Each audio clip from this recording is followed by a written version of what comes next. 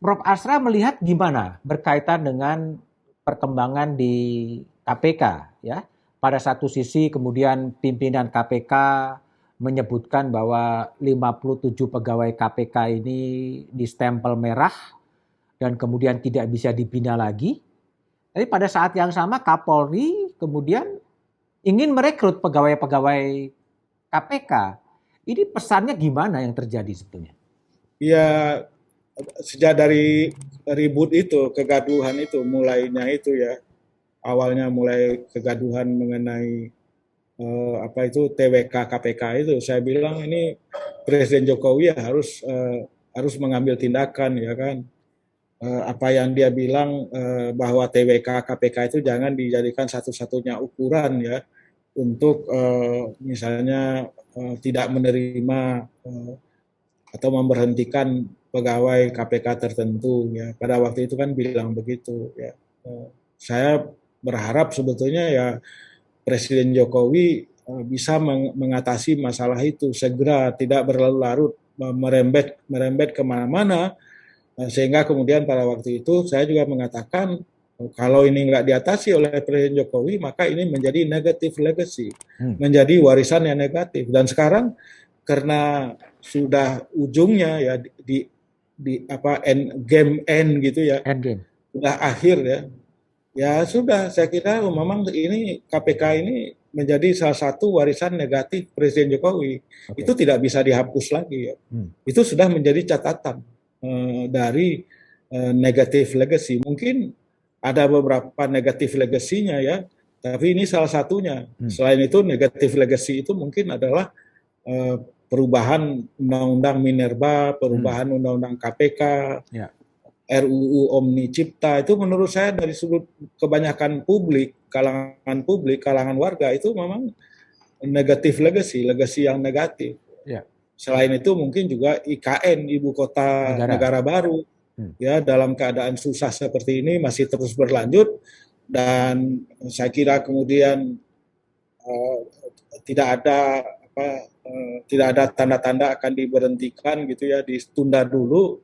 Ini pada gilirannya kemudian akan menjadi negatif legacy, kecuali kalau misalnya Presiden Jokowi berkuasa lagi, ya kan, ditambah lagi 1 periode lagi atau mungkin kan disebutkan oleh kalau nggak salah Menteri Bappenas itu Perencanaan Nasional, ini nggak bisa, ini membuat tangsel saja itu ya, perlu 15 tahun. Kalau ini mungkin perlu 30 tahun ya kan, mungkin 20-45 itu baru bisa gitu kan. Nah kalau gitu mungkin kita memerlukan presiden seumur hidup ya. Nah ini kan repot kita kalau sampai terjadi seperti itu. Nah yang kedua saya kira ini juga menunjukkan terjadinya kegaduhan kepemimpinan ya kan? Kegaduhan kepemimpinan. Menurut saya kegaduhan kepemimpinan, kegaduhan manajemen ya, yang kita lihat misalnya antara KPK dengan Kapolri ya kan. Ya, saya bisa memahami lah, saya juga dalam diskusi mengenai apakah kawan-kawan yang 57 ini ikut menerima tawaran Kapolri atau tidak. Saya bilang bersikap pragmatis saja lah, karena kawan-kawan ini semua kan juga perlu makan minum, ada keluarga dan lain sebagainya yang harus dinafkahi ya kan.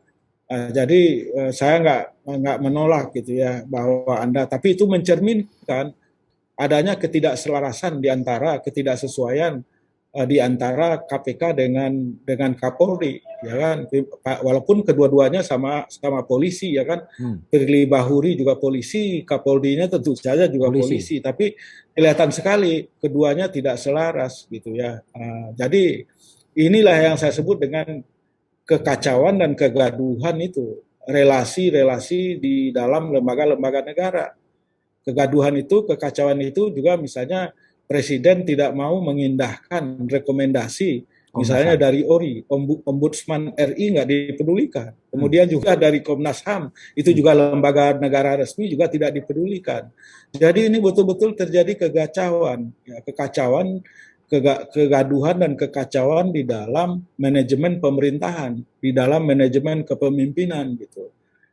Saya kira inilah yang saya kira mudah-mudahan tidak diikuti oleh pemimpin kita di masa yang akan datang, bukan hanya di tingkat nasional tapi juga di tingkat daerah ya.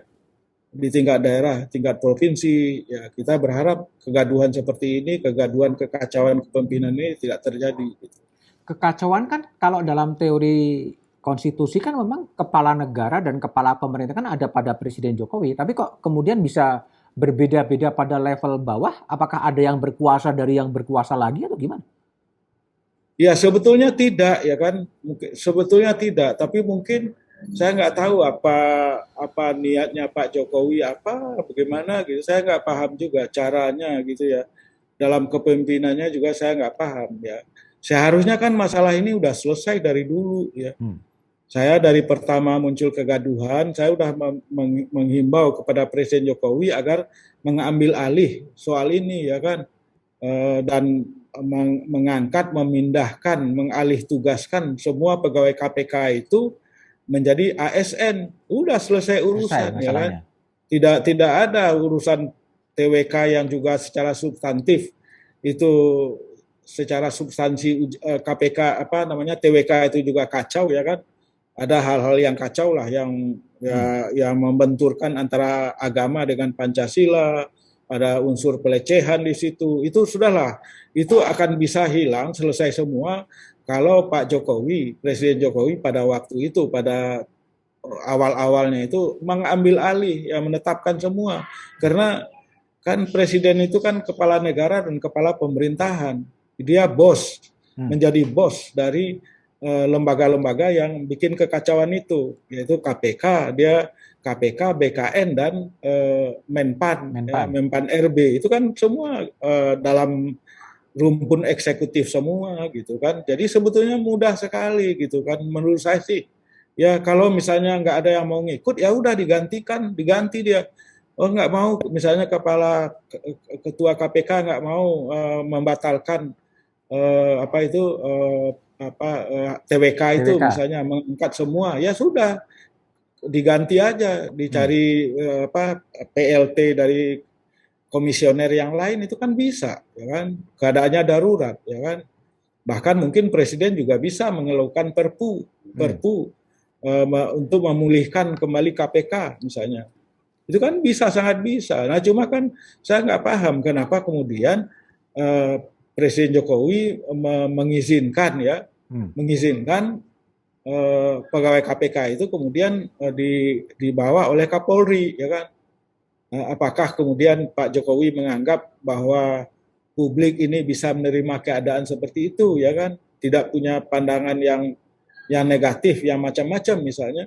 Kan nggak juga, ya kan? Nggak juga. Ya. Ini Presiden kok membiarkan gitu ya terjadinya kegaduhan di antara KPK dengan Kapolri, dengan Polri, ya kan? Itu kan bergaduh dia, karena kita juga dengar bahwa KPK berusaha keras sebetulnya melalui cara-cara tertentu agar 57 orang itu tidak jadi ke Kapolri, tidak jadi masuk Polri, ASN Polri. Itu kan kita juga dengar hal seperti itu. Jadi membuat hubungan-hubungan yang tidak baik lah di antara lembaga-lembaga negara. Ya. KPK lembaga negara, Polri lembaga negara, ya kan. Begitu juga yang lain tadi sudah saya sebut, Komnas HAM, Polri, itu semua lembaga negara yang harusnya dijaga itu hubungan antar lembaga itu dengan sebaik-baiknya. Dan yang saya kira pada tingkat yang paling akhir yang harus menjaga, berkewajiban menjaga itu adalah presiden. Nggak ada yang lain, siapa lagi gitu. Nah, masalahnya kan kemudian ketika presiden kemudian juga tidak mengambil langkah yang seharusnya dikerjakan, sehingga di bawah itu sebenarnya bermain sendiri-sendiri ya, Prof. Iya, itulah yang saya bilang, saya masukkan dengan kegaduhan dan kekacauan ya. Kegaduhan dan kekacauan di antara berbagai lembaga yang ada. Dan mungkin saya kira juga melibatkan orang-orangnya. Ya. Itu bisa ya. Menciptakan suasana keadaan yang tidak kondusif ya dalam koordinasi kerja. Jadi kan seharusnya kan lembaga-lembaga negara itu kan saling berkoordinasi secara baik dalam rangka meningkatkan peran mereka masing-masing ya untuk memajukan negara bangsa kita ini. Tapi kalau keadaannya kayak begitu itu kan susah ya, susah. Mungkin juga KPK merasa tersaingi kalau 57 orang ini menjadi ASN di Polri dan kemudian ditugaskan untuk mengejar-ngejar Mungkin jangan-jangan dibentuk misalnya Densus, nggak tahu saya, Densus 99 anti korupsi misalnya kan. Kita kan punya Densus 88 anti teror. Nah ini mungkin dibentuk Densus 99 anti korupsi. Mungkin KPK-nya merasa tersaingi. Bisa jadi, bukan mungkin, dan pastilah KPK-nya tersaingi. Oleh karena itu tidak mengherankan kalau KPK berusaha agar orang-orang yang ditolak di KPK ini jangan sampai kemudian masuk ke Polri, gitu. Kira-kira begitu. Kalau saran Profesor lembaga Asra, lain boleh saja ya. Setelah kondisinya sudah begini, artinya kemudian Pak Kapolri menawari 57 karyawannya masuk menjadi ASN Polri, sebaiknya apa yang dilakukan oleh Presiden dan oleh 57 pegawai KPK itu? Iya, kalau istilahnya itu, ya menurut saya sih kerusakan itu udah terlanjur terjadi ya. Ya. Damage has been done. Damage has been done by the President sebagai penanggung jawab tertinggi ya. Jadi saya nggak tahu bagaimana cara Presiden memulihkannya, ya kan? Mungkin kalau sekedar memulihkan secara basa-basi, secara formal itu mungkin bisa saja. Mungkin pimpinan dari masing-masing lembaga ini tidak akan memperlihatkan konflik di antara mereka secara terbuka di depan publik, kan nggak mungkin, ya kan? Saya kira nggak mungkin. Mereka akan menampilkan hubungan yang baik-baik saja gitu. Tapi sebetulnya ya secara tersembunyi atau terselubung sebetulnya ya ada hubungan-hubungan yang tidak baik ya, yang tidak terselesaikan gitu. Ini yang saya bilang tadi itu akan mempengaruhi kinerja dari masing-masing lembaga itu ya. Seharusnya kan dikoordinasikan ya, seharusnya. Tapi itulah yang terjadi. Jadi menurut saya sih sayang gitu ya dalam waktu yang tersisa ini kemudian urusan-urusan seperti ini masih mengganggu ya. Menurut saya Presiden sebetulnya bisa lebih menyelesaikan masalah ini secara cepat dari dulu dan kemudian berkonsentrasi untuk menangani masalah-masalah lain ya, masalah-masalah lain yang juga sangat mendesak ya. Banyak hal yang sangat mendesak saya kira yang harus dilakukan. Dan kemudian tentu saja juga dengan tetap mempertimbangkan psikologi masa kita, psikologi publik ya. Psikologi publik kita ini sejak pandemi COVID-19 ini kan tidak terlalu menggembirakan ya kan. Karena mereka banyak di antara publik itu terhimpit ekonominya dan tidak dapat mengekspresikan diri mereka secara baik ya. Ada hambatan ini, pembatasan itu mengakibatkan hidupnya menjadi kurang nyaman lah gitu. Nah, harusnya itu yang dipulihkan lebih dahulu. Kalau saya baca artikel Prof. Asra di Kompas hari ini yang menuliskan menggelorakan kritik. Kenapa? Seakan-akan Prof. Asra mendorong orang atau publik untuk berani mengkritik sebetulnya. Iya, karena itu tadi semakin banyak orang yang tidak berani kritis. Ya, jadi dulu itu kan sumber kritik itu kan ada beberapa, misalnya mahasiswa, ya kan, mahasiswa. Tapi kan mahasiswa yang kritis biasanya dulu dalam 2 tahun terakhir ini gejalanya itu dihadapi dengan kekerasan ya. Baik di Jakarta mendemo misalnya revisi undang-undang KPK, mendemo misalnya mengkritik misalnya undang-undang RUU Omnibus misalnya. Itu kan riuh sekali ya. Sampai ada yang meninggal di Kendari dan seterusnya. Tapi kemudian surut. Apalagi di kampus, tadi yang sudah kita bicarakan itu. Di kampus suara-suara kritis itu semakin berkurang. Semakin berkurang.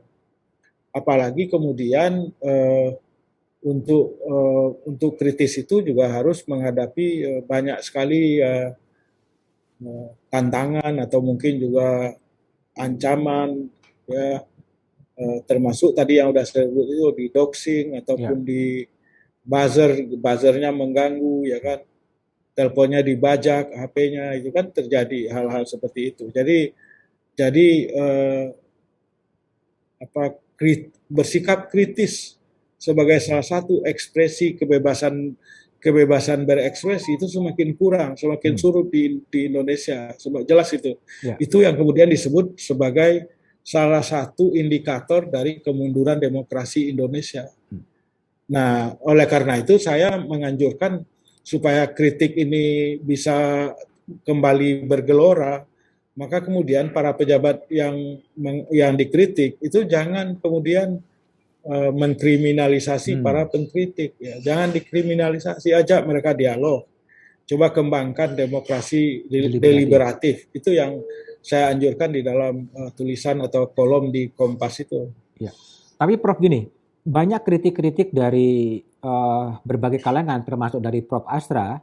Tetapi hari ini juga dirilis ya sebuah tulisan dari Kishore Mahbubani, ya seorang profesor di Singapura, yang menulis soal the genius of Jokowi, memberikan sebuah apresiasi positif terhadap pemerintahan.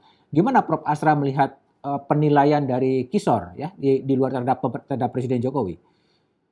Saya kira penilaian Kishore Mahbubani itu adalah penilaian atau pendapat yang sudah outdated ya, sudah ketinggalan zaman gitu. Mungkin kalau disampaikan 4 tahun yang lalu atau 5 tahun yang lalu ya kan, saya kira itu masih relevan lah, masih bisa diterima oleh banyak kalangan ya.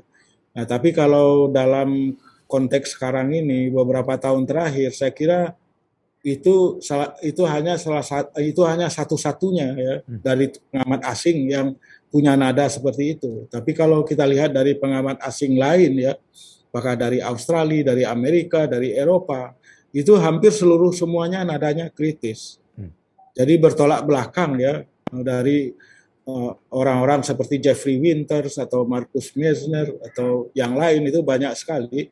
Edward Aspinall misalnya, semuanya tidak seperti itu. Kebalikan dari apa yang disampaikan oleh Kishore Mahbubani itu. Jadi yang lebih updated ya kan, yang lebih bisa artinya lebih akurat ya tulisan yang akhir-akhir itu ya kan, yang dari orang seperti Marcus Messner ataupun Aspinall atau yang lain ya, Jeffrey Winters dan macam-macam, itu lebih akurat, lebih updated. Kalau yang Kishore Mahbubani itu saya kira sudah ketinggalan, itu sudah outdated ya. Outdated ya. Ya, jadi sudah ketinggalan. Mungkin saya nggak tahu apa alasan dia ya menulis seperti itu ya. Jadi saya kira dia kehilangan kritisismenya dalam atau kehilangan objektivitasnya di dalam melihat dinamika dan perkembangan Indonesia, dinamika kepemimpinan Presiden Jokowi dalam beberapa tahun terakhir ini. Mungkin itu saya kira ya. Mungkin silau dengan apa yang kemunculan Jokowi seperti meteor ya pada awalnya itu ya tahun 2014 gitu. Itu mungkin ya. Tapi sekarang udah berubah. Oh, sekarang jelas sudah berubah. Jelas itu jelas berubah ya. Terutama di dalam bidang politik lah ya. Dalam bidang politik kan politik dan hukum hampir semua pengamat yang tadi saya sebutkan itu, salah satu masalah yang menjadi masalah di Indonesia itu adalah semakin menguatnya oligarki ya. Baik oligarki politik maupun oligarki ekonomi yang kemudian bersekongkol dengan antara oligarki ekonomi dan politik dengan oligarki ekonomi, dan itu membuat membuat masyarakat publik itu tidak berdaya apa-apa, tidak berdaya ya kan. Masyarakat sipil nggak berdaya, tidak dilibatkan dalam proses-proses politik, dalam proses legislasi misalnya nggak dilibatkan sama sekali ya kan. Malah orang-orang masyarakat sipil ini semakin terpojok ya kan, karena tadi itu, karena dihadapi dengan kriminalisasi, ancaman kriminalisasi ya. Nah itu yang mungkin tidak dilihat oleh Kishore Mahbubani. Saya heran juga itu kenapa gitu ya. Orang bisa kehilangan visi yang akurat gitu, pandangan yang akurat. Prof Astra, Kita coba sedikit temanya bergeser ke yang lebih futuristik ya. Kalau Prof. Asra lihat sebetulnya yang sudah makan garam di Indonesia, apa sih sebetulnya akar masalah yang betul-betul menjadi akar masalah di Indonesia itu sebetulnya apa menurut Profesor? Saya kira akar masalahnya itu adalah penciptaan good governance ya. Pemerintahan yang bersih dari KKN itu akarnya. Yang tidak sungguh-sungguh dijalankan oleh pemerintah. Malah kemudian upaya penciptaan good governance itu melalui pemberantasan korupsi itu kemudian dilemahkan. KPK dilemahkan. Ya. Jadi itu saya kira pokoknya intinya ya, bagaimana menciptakan pemerintahan yang bersih itu, tata kelola pemerintahan yang bersih dari KKN, korupsi, kolusi, dan nepotisme. Itu intinya. Ya, baik pada tingkat pusat, tingkat nasional maupun pada tingkat daerah. Ya, karena kemudian itu kan kegagalan dalam menciptakan tata kelola itu yang kemudian mempengaruhi atau berdampak pada politik ya, pada politik di tingkat lokal. Munculnya politik transaksional misalnya di daerah ya, dan juga di pusat di nasional itu politik transaksional, politik yang semakin mahal ya kan, mengakibatkan semakin banyak politisi itu muncul dari kalangan pengusaha ya kan. Sekarang ini sekitar 40% kalau nggak salah anggota DPR itu adalah pengusaha asalnya. Jadi kalau ya semakin susah lah gitu ya. Kalau dari sudut warga sendiri, sebetulnya warga Indonesia itu orang yang nggak macam-macam. Menurut saya sih nggak susah diatur. Orang Indonesia itu nggak susah diatur ya. Yang susah diatur itu yang tidak mau menertibkan diri itu justru adalah elit politik. Kalau warga Indonesia itu orangnya ngikut aja gitu ya sebetulnya, nggak mau macam-macam ya. Yang penting bagi mereka bisa hidup dengan baik, itu aja. Cukup pangan, sandang, itu aja. Dan juga tidak punya keinginan, ambisi yang berlebih-lebihan, ya kan. Ya mungkin di kalangan masyarakat kita ini, masyarakat katakanlah warga kebanyakan kita ini, itu tidak ada yang bisa disebut dipadankan ya, disetarakan. Misalnya kalau di Amerika itu kan ada American Dream ya kan, mimpi Amerika. Artinya siapa saja orang kelas bawah itu bisa mencapai apa saja yang paling hebat sekalipun gitu. Nah, kalau di negeri kita masyarakat kebanyakan itu tidak punya Indonesian Dream ya, menjadi orang hebat, menjadi apa gitu, itu enggak. Karena apa? Karena orang Indonesia itu rata-rata orangnya sederhana. Sederhana rata-rata ya. Mungkin ada generasi baru, generasi milenial yang punya Indonesian Dream, mungkin ada. Nah, tapi kalau di dalam masyarakat kebanyakan kita, itu yang namanya Indonesian Dream itu nggak pernah ada. Mereka ingin menjalani hidup baik-baik saja, tidak punya keinginan yang hebat-hebat yang mereka impikan gitu, seperti impian Indonesia misalnya, itu tidak ada. Jadi oleh karena itu, masyarakat Indonesia itu masyarakat yang bersahaja, masyarakat yang sebetulnya mudah diatur ya. Nah, cuma para pemimpinnya ini yang sering tidak bisa mengatur diri sendiri. Itu yang jadi masalah. Jadi ini agenda pokok kita ke depan ya. Sebetulnya kalau saya lihat juga ya, Indonesia ini beruntung, sangat beruntung dibandingkan dengan negara-negara lain. Kita ini lebih dari 300 suku, tapi nggak pernah berantem. Maksud saya, tidak pernah dalam sejarah antara satu suku, perang suku di Indonesia dalam skala besar itu nggak pernah ada. Perang agama dalam skala besar juga nggak ada. Kalaupun ada itu kecil-kecil, isolated. Saya menyebutnya isolated cases. Bandingkan dengan negara lain, ya kan, di wilayah-wilayah lain, di Timur Tengah. Ya, di Timur Tengah itu, nah, namanya wilayah Arab itu 22 negara. Ya, dari Maroko sampai ke Oman 22 negara. Dan 22 negara itu juga tidak aman, ya kan? Masih berkelahi juga terus-menerus ya. Nah, di Eropa juga dulu pernah sejarahnya itu juga berkelahi lama, ya kan? Indonesia nggak pernah. Aman ya. Nah, jadi ini yang kita syukuri Indonesia itu. Yang tadi saya bilang, orang Indonesia itu sebetulnya sangat akomodatif, baik-baik, bersahaja, tidak punya agenda-agenda yang terlalu besar. Bagi mereka yang paling penting bisa punya sandang, pangan secukupnya gitu. Itu aja keinginannya. Jadi sebetulnya tidak terlalu berat tugas pemimpin di Indonesia ini. Menurut saya sih tidak terlalu berat, tidak terlalu berat. Yang paling penting itu adalah pemimpin itu ya itu aja, kuncinya di situ aja. Kita jangan mengatakan sesuatu yang kemudian kita nggak laksanakan. Satunya kata dan kita perbuatan. Hanya betul-betul bertindak itu sesuai dengan apa yang kita katakan. Jangan dikatakan sesuatu yang tidak dilakukan. Oke. Dalam bayangan Prof. Asra, pemimpin-pemimpin yang memenuhi karakter dan pemikiran Prof. Asra di Indonesia siapa sebetulnya yang paling mendekati? Ya saya nggak bisa sebut namanya ya, tapi ya ada. Ya adalah, saya nggak putus harapan ya. Tidak bisa mengatakan semua pemimpin Indonesia itu tidak bisa menjadi teladan, enggak, masih banyak ya kan. Di Indonesia itu masih terlalu banyak orang baik-baik gitu ya menurut saya sih.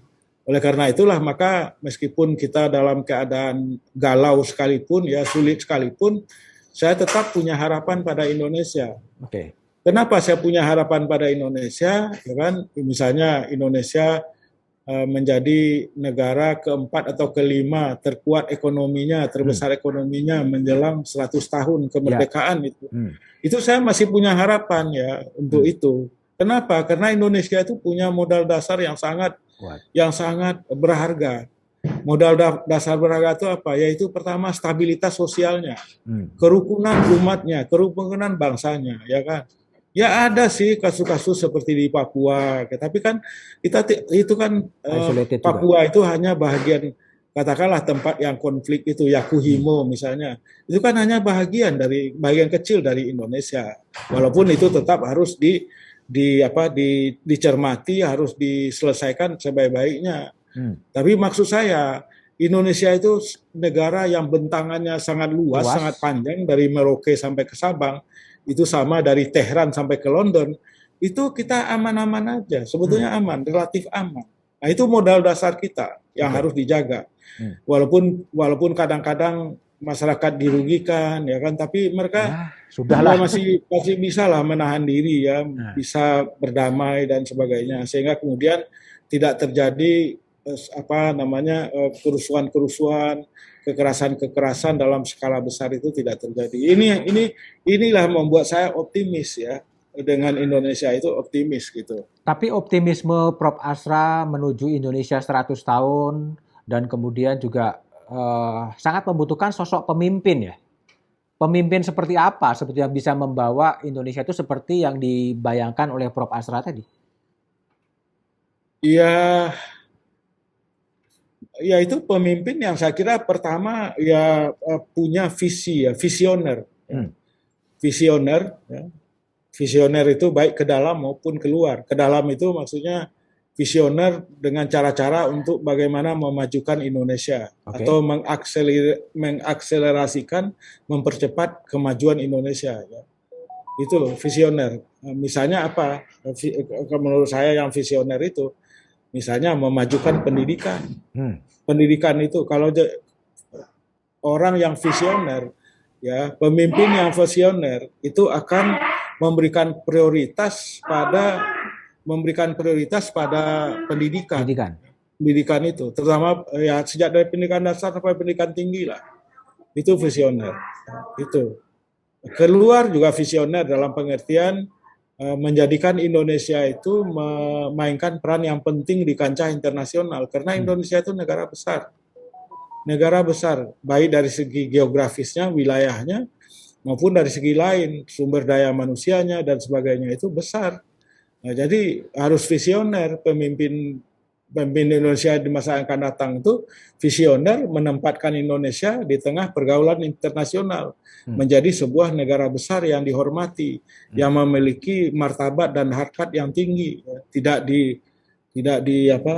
dilecehkan ataupun tidak diperhitungkan oleh negara-negara lain. Nah, itu penting sekali menurut saya. Ya. Jadi harus visioner ke dalam maupun keluar. Tapi gini, Prof, pertanyaan saya yang terakhir, Prof. Ini kan butuh ideal-ideal seorang pemimpin yang tadi visioner, membangun pendidikan, mempunyai pengaruh global dan lain sebagainya. Tapi dihadapkan pada pasar pemilih. pada pasar pemilih yang memang sangat mengandalkan kepada popularitas, dan popularitas itu kadang dibangun dengan marketing, political marketing yang mungkin sangat pragmatis, dan juga politik uang yang masih merajalela. Nah, gimana menggabungkan dua hal ini, Prof? Sebetulnya pemimpin yang visioner ya bisa melakukan perubahan politik itu bisa sangat mungkin ya. Ya, karena kalau seseorang tampil menjadi pemimpin ya, melalui pemilu misalnya, menjadi kepala negara, menjadi kepala pemerintahan, kemudian dia pasti didukung oleh partai politik, didukung oleh DPR ya kan. Dia bisa melakukan perubahan misalnya kalau mau, tapi ini tergantung dari kemauan politiknya, kemauan dan kesadaran dan visinya tadi itu, visionernya bisa melakukan perubahan-perubahan ya. Karena pemimpin puncak di Indonesia itu sesungguhnya memiliki leverage, memiliki daya tekan, bobot ya untuk melakukan perubahan. Ya. Nah, jadi kalau misalnya presiden misalnya bisa melakukan perubahan undang-undang KPK misalnya, sehingga KPK menjadi seperti itu, tapi dia juga bisa melakukan hal yang sebaliknya. Kalau dia mau memperkuat KPK misalnya, itu sangat bisa menggenjot bagaimana KPK tidak memberikan ampun ya kepada koruptor misalnya, itu sangat bisa. Atau misalnya lebih memprioritaskan anak bangsa daripada orang lain, misalnya kan warga negara lain, misalnya kan itu kan menimbulkan banyak sekali protes-protes ya. Itu tidak terlalu sulit kalau mau. Misalnya kan itu kan kemarin itu kan ramai protes warga negara asing ramai ke Indonesia, padahal itu mereka cuma tenaga kasar ya kan. Buruh kasar yang disebut blue collar job ya. Sementara kita sendiri di Indonesia susah mendapatkan pekerjaan gitu. Jadi itu menurut saya sih tidak terlalu susah ya. Yang penting itu adalah kemauan visioner, tapi juga visioner itu disertai dengan kemauan yang keras gitu, kemauan yang kuat dan komitmen yang terus-menerus. Itu kemudian bisa memberikan proteksi, memberikan perlindungan, dan sekaligus juga memajukan warga, memajukan negara bangsa. Menurut saya sih sangat mungkin. Itu bisa dilakukan. Nggak terlalu susah lah. Sama dengan tadi itu, soal KPK yang tadi kita bicarakan, 57 orang, ya kan. Ya, kalau mau itu nggak usah, nggak rame-rame. Tinggal disuruh jadi ASN, udah selesai urusannya, gitu kan. Yang kayak begitu itu.